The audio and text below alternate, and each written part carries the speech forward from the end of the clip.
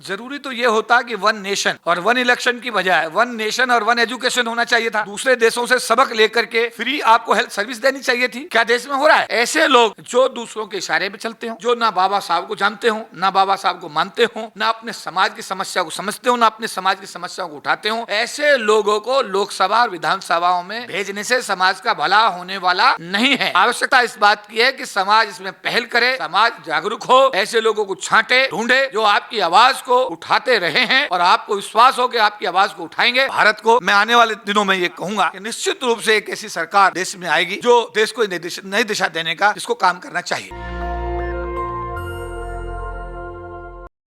नमस्कार, मैं ब्यूटी गिरी और आप देख रहे हैं नेशनल दस्तक। जिस तरीके से बिहार में जातीय जनगणना हुई उसके बाद भूचाल आ गया है राजनीतिक दलों में। एक पक्ष है जो कह रहा है कि हमारी सरकार आने के बाद पूरे भारत में जातीय जनगणना कराएंगे। अब तो राजस्थान में जातीय जनगणना कराने का भी ऐलान हो चुका है। दूसरा पक्ष है जो कह रहा है कि जातीय जनगणना सिर्फ राजनीतिक महत्वाकांक्षाओं के लिए किया जा रहा है। इसमें पब्लिक की कोई उसमें पब्लिक के लिए कोई भी भागीदारी नहीं दी जाएगी, पब्लिक का कोई फायदा नहीं होगा। ये सिर्फ अपने फायदे के लिए किया जा रहा है, आपस में दो भाइयों का बंटवारा किया जा रहा है। हमारे साथ बातचीत करने के लिए मौजूद हैं केपी चौधरी। इनसे जानेंगे क्या कुछ कहेंगे जिस तरीके से नए नए बयान आ रहे हैं। एक तबका ये भी कह रहा है कि भाइयों को बांटने का काम किया जा रहा है, इसमें बिहार का कोई फायदा नहीं होगा। नहीं, देखिए, भारत एक प्रजातांत्रिक देश है, हर व्यक्ति को अभिव्यक्ति की आज़ादी है। लेकिन जो नीतीश कुमार जी की सरकार ने कदम उठाया है बहुत ही सराहनीय कदम है। इससे बाकी राज्य सरकारों को भी सबक लेना चाहिए। और जिस तरह की जातीय जनगणना बिहार में करके एक प्रतिनिधित्व की बात आई है, हर जाति का क्या प्रतिनिधित्व है, ओबीसी कितना है, एससी कितना है, एसटी कितना है, यादव कितना है ना, चमार कितना, सभी जातियों का जो अब आंकड़ा आया है, वास्तव में ये बहुत ज़रूरी है। क्योंकि एक जाति विशेष के लोग लंबे समय से देश के सभी संसाधनों पर भी एक ही जाति विशेष के 90% 95%। चीफ सेक्रेटरी अगर देखें कैबिनेट से, अगर भारत सरकार में सेक्रेटरीज का देखें, कैबिनेट सेक्रेटरीज की नियुक्ति में कोई एससी एसटी का आदमी आज तक कैबिनेट सेक्रेटरी बनाया ही नहीं गया केंद्र सरकार में। इस तरीके से बात करें तो बिहार में जनरल की सत्ता नहीं रही है। न नीतीश कुमार और लालू यादव दोनों ही ओबीसी समाज से आते, जनरल में दोनों ही नहीं आते। तो क्या बिहार में हो गई है यादवों की विकास और एससी एसटी ओबीसी की विकास हो गई है? देखिए, इसमें दो बातें हैं। जैसे अभी आपने कहा कि बिहार के अंदर ओबीसी समाज के लोगों की सरकार है। पिछले दिनों अगर आपने देखा कि उत्तर प्रदेश में भी अनुसूचित जाति समाज की जो हमारी बहन मायावती जी हैं वो मुख्यमंत्री रहीं। निश्चित रूप से ये कड़वा सच है कि जिस जाति विशेष का आदमी जिस कुर्सी को होल्ड करता है उसके समाज के लोगों को उसका लाभ प्रत्यक्ष रूप से और अप्रत्यक्ष रूप से निश्चित रूप से मिलता है। अभी आपने कहा कि यादवों का विकास क्या हुआ बिहार के अंदर, मैं कहूँगा कि उत्तर प्रदेश में भी हुआ, बिहार में भी हुआ। जहाँ जहाँ सरकारें बनी हैं ओबीसी समाज की, एससी एसटी समाज के लोगों की, वहाँ उनको सबसे बड़ी बात यह है कि उनको सम्मान और स्वाभिमान से जीने का अवसर तो मिलता है, जो दूसरी सरकारों में शायद ये दिक्कत आती है। तो मेरा मानना है ये है कि, लेकिन अगर आप कहें कि भाई 100% विकास हुआ, ऐसा नहीं है। बट मैं ये जरूर मानता हूँ कि चाहे नीतीश जी हों, चाहे लालू यादव जी हों, चाहे अखिलेश यादव जी हों, चाहे बहन मायावती जी हों, इन लोगों के आने से निश्चित रूप से समाज को लाभ होता है और एक विकास की दिशा में ये समाज अग्रसर होता है। लेकिन अभी अभी बहुत सारा काम करना बाकी है। ऐसा हम नहीं मान सकते कि हम ये समाज जो बहुत समय से पिछड़े हैं, बहुत समय से ये मतलब ये कहेंगे कि ये एक गरीबी की रेखा के नीचे जीवन जी रहे हैं, इन लोगों के लिए अभी बहुत काम करना बाकी है। और मुझे लगता है कि आने वाले दिनों में जिस तरह का माहौल देश में पैदा हो रहा है, इस समाज के लोगों को मैं उम्मीद करूंगा कि आने वाले दिनों में शायद हम न्याय की उम्मीद करेंगे। जिस तरीके से ये आंकड़े से निकलकर सामने आए, लगातार यही दावे हैं कि पब्लिक का इससे कोई फायदा होने वाला नहीं है। इससे फायदा होगा तो पॉलिटिकल पार्टियों को, वो आंकड़ा देखेंगे किस समाज की संख्या जितनी है उनके पास जाएंगे, अपने महत्वाकांक्षाओं को लेकर अपने वोट बैंक बनाने की कोशिश करेंगे। उसके बाद वही होगा जो हमेशा से होता आया है, वोट मिलने के बाद भूल जाते हैं। देखिए, ये विचार किसी व्यक्ति विशेष का हो सकता है, लेकिन मेरा ऐसा मानना है कि जनगणना अति आवश्यक है। ये केंद्र सरकार की जिम्मेदारी में था, उनको ये कराना चाहिए। और अगर केंद्र सरकार ने ये नहीं किया और उसके बाद हमारी बिहार सरकार ने किया है, ये एक बहुत ही, मैं कहूँगा कि एक ऐतिहासिक और साहसिक कदम है।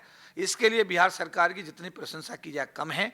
और मैं साथ साथ मैं ये मांग करूँगा कि ये अन्य राज्य सरकारों को भी इससे सीख लेनी चाहिए, वहाँ पर जातीय जनगणना होनी चाहिए और जिस आधार, जिस जातीय समीकरण में, जिस अनुपात में जिस समाज के लोग हैं, उस समाज के लोगों का इस देश के संसाधनों पर उसी अनुपात में उनको प्रतिनिधित्व मिलना चाहिए, चाहे वो सरकारी नौकरी हो, चाहे आपका एग्रीकल्चर लैंड हो, चाहे देश के और संसाधन हो।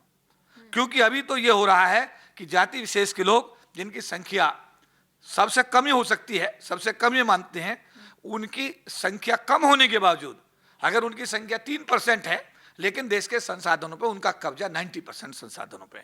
ये डिस्ट्रीब्यूशन होना चाहिए, ये डिसेंट्रलाइजेशन होना चाहिए। सभी जातियों के लोगों को, सभी धर्मों के लोगों को इनका हक मिलना चाहिए और मुझे लगता है कि ये जातीय जनगणना इस दिशा में एक बहुत ही आने वाले दिनों में मील का पत्थर साबित होगा। कहा जा रहा है कि जातीय जनगणना के बजाय इकोनॉमिकली जनगणना करवानी चाहिए, एजुकेशन की जनगणना करवानी चाहिए। कितने % लोग हैं शिक्षित हैं, कितने % लोग हैं जो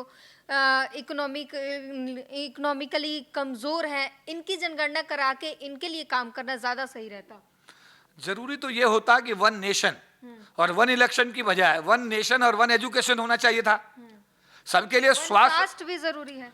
मैं वही कह रहा ना, इसके बाद में सबके लिए दूसरे देशों से सबक लेकर के फ्री आपको हेल्थ सर्विस देनी चाहिए थी। क्या देश में हो रहा है? देश में जो हो रहा है पूरा देश देख रहा है। आए दिन जो चीजें हो रही हैं, देश का आम आदमी उस पर नजर रखे हुए हैं। होना तो बहुत कुछ चाहिए, लेकिन क्या वास्तव में हो रहा है? नहीं हो रहा है। राजनीतिक पार्टियों की जहां तक आप बात कर रही हैं, हर निर्णय राजनीतिक फायदे को ध्यान में रख करके जब लिया जाता है तो देश की जनता उसकी बहुत बड़ी कीमत चुकाती है। और यही देश के अंदर हो रहा है। राष्ट्र हित में कितने निर्णय लिए गए हैं, देखिए ये तो एक बहुत बड़ा सवाल है। लेकिन मेरा ये कहना है कि जातीय जनगणना जो सब्जेक्ट आज का आपका हमारा चर्चा का है, वो आज समय की आवश्यकता है और उसको पूरे देश में लागू करना चाहिए। और जातीय जनगणना कराने के बाद सभी लोगों को उनकी जाति के आधार पर हर क्षेत्र में प्रतिनिधित्व दे करके एक न्याय, सामाजिक न्याय का जो एक समझे सिंबल है, जिसको हम कहेंगे सामाजिक न्याय का एक जो नारा है, उसको जो है सबको उसको जो है ना सार्थक करना चाहिए। संख्या की बात करें तो सदन में जहां पे कानून बनते हैं, संविधान में बदलाव किए जाते हैं, वहां पर भी आरक्षण के दम पर ही तमाम ऐसे लोग हैं जो SC ST OBC के समाज के लोग हैं, जो कानून बनाते हैं, संविधान बदलाव में मतदान देते हैं और तमाम चीज़ें करते हैं। वो लोग भी इस समाज से बड़ी संख्या में वहाँ पर मौजूद हैं। क्या उनके जाने से कोई फायदा हुआ है इस समाज को? निश्चित रूप से उसका जवाब है नहीं। निश्चित रूप से इसका जवाब है नहीं। इसीलिए 2024 के अंदर मैं अनुसूचित जाति, जनजाति, OBC, माइनॉरिटी समाज के लोगों से यह अपील करूंगा कि ऐसे लोगों को ढूंढो जो आपके समाज की आवाज लोकसभा में, विधानसभा में जाके उठा सकें। ऐसे लोगों को लोकसभा और विधानसभा में भेजने के लिए दिन रात एक करो। यही सोच के भेजती है, वो जाके बदल जाते हो। देखिए, मैं यही तो कह रहा हूं कि ऐसे लोगों की छटनी करनी पड़ेगी। समय आ गया है। जो लोग हाथ उठा रहे हैं, एक बार लोकसभा के अंदर OBC रिजर्वेशन बिल पढ़ा जा रहा था, तत्कालीन नारायण स्वामी जो DOPT मिनिस्टर थे पढ़ रहे थे। हमारे अनुसूचित जाति नगीना से लोकसभा क्षेत्र से एक सांसद थे, उन्होंने उस बिल को छीन करके फाड़ दिया। उन्होंने उस बिल को छीन करके फाड़ दिया, हमारे आदमी ने फाड़ दिया। हमारे समाज का जो बिल था, जो हमारे लोगों को पदोन्नति में आरक्षण दे रहा था, उस बिल को उसने फाड़ दिया। तो ये जो बात आप कह रही हैं, ऐसे लोग जो दूसरों के इशारे पे चलते हों, जो ना बाबा साहब को जानते हों, ना बाबा साहब को मानते हों, ना अपने समाज की समस्या को समझते हों, ना अपने समाज की समस्याओं को उठाते हों, ऐसे लोगों को लोकसभा और विधानसभाओं में भेजने से समाज का भला होने वाला नहीं है। आवश्यकता इस बात की है कि समाज इसमें पहल करे, समाज जागरूक हो, ऐसे लोगों को छांटे, ढूंढे जो आपकी आवाज़ को उठाते रहे हैं और आपको विश्वास हो कि आपकी आवाज़ को उठाएंगे। ऐसे लोगों को समाज को ढूंढ करके ऐसे लोगों को लोकसभा में भेजना चाहिए, विधानसभा में भेजना चाहिए, जो समाज की जो उम्मीद है उस पर खरा उतर सके और समाज की हर मुद्दे को लोकसभा में मजबूती से उठा सके। दो ही पार्टियां हैं, देखा जाए तो दो गठबंधन है, एक NDA और इंडिया, और दोनों का ही एक तरह से आरोप लगता है कि दोनों मनुवाद को फॉलो करते हैं, एक ही एजेंडे पे दोनों पार्टियां चलती हैं, तो फिर जनता किसको चुने, कहां से लाए तीसरी? देखिए, ये तो डेमोक्रेटिक जो सवाल आपने किया है, इस पर मैं राय इसलिए नहीं दे सकता क्योंकि ये भारत है, इसमें डेमोक्रेसी है, हर नागरिक को अपना वोट डालने का अधिकार है। कुछ लोग एनडीए को चूज करेंगे, कुछ लोग समझ नहीं आता जो इंडिया गठबंधन उसको फिर चूज वो करेंगे। आप जो मांग रहे हैं वो नहीं मिलता ना, एनडीए में वो चीजें नहीं है। एनडीए सांगोल स्थापित करता है, एनडीए नया संविधान मांगता है। देखिए, मैं यही कह रहा हूं आपको कि देश देख रहा है, जो कुछ हो रहा है आम आदमी समझ रहा है, एससी भी समझ रहा है, एसटी भी समझ रहा है, ओबीसी भी समझ रहा है, तो जनता के माइनॉरिटी भी पास समझ रहा है। विकल्प नहीं है, नहीं। या तो इंडिया गठबंधन है या एनडीए गठबंधन है, दोनों एक ही पथ पे जा रहे हैं।